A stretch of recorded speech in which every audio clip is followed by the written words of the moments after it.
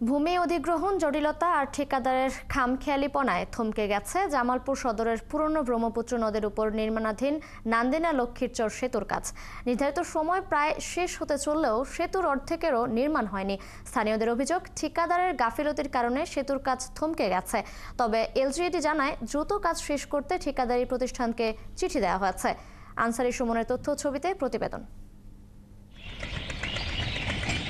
জামালপুর সদর উপজেলার লক্ষ্মীরচর, তুলসীরচর ইউনিয়ন ও শেরপুর জেলার চরাঞ্চলের সাথে জামালপুর জেলা সদরের যোগাযোগ স্থাপনের জন্য 2022 সালে নান্দিনা লক্ষ্মীরচর সেতু নির্মাণ কাজ শুরু হয়। এটি শেষ হবার কথা 2025 সালের অক্টোবরে।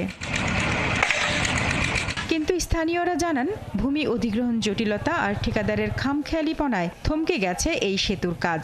বিশেষ করে গত 5ই আগস্টের পর নির্মাণ কাজ চলছে ধীর গতিতে। যেভাবে এই ব্রিজের কাজ আগাচ্ছে তাতে মনে হয় আমাদের এই ব্রিজের কাজ আগামী 20 বছরের মধ্যেও হয়তো বা শেষ হবে না। সরকারি টাকা অপচয়ের সাথে সাথে আমাদের দুর্ভোগ বাড়াচ্ছে ঠিকাদাররা। এখন মনে হচ্ছে আমাদের সারা জীবন এই নদী নৌকাতেই পারাপার হতে হবে। এই ব্রিজের কাজটি যদি তাড়াতাড়ি শেষ হয়ে যেত তাহলে আমরা সিএনজি বা অটো দিয়ে 10 মিনিটের মধ্যে স্কুলে চলে যেতে পারতাম। সরকার মহোদয়ের কাছে জানাচ্ছি যে রাস্তাটা যেমন সুন্দরভাবে হয়ে যায় তাহলে আমরা গাড়ি ঠিকভাবে চালাতে পারবো। চরাঞ্চলের মানুষ জানান, দ্রুত সময়ের মধ্যে কাজ শেষ করা না হলে আন্দোলন শুরু করবেন তারা। আর ভূমি মালিকরা বলছেন, সরকার তাদের জমির মূল্য না দেয়ায় স্থাপনা সরাতে পারছেন না। এটা নিয়ে ছেলে খেলা হচ্ছে। দ্রুত যদি এই ব্রিজের কাজ শেষ না করে আমরা কঠিন আন্দোলন করতে বাধ্য হব। অধিগ্রহণের জমির টাকা এখনো আমরা পাইনি।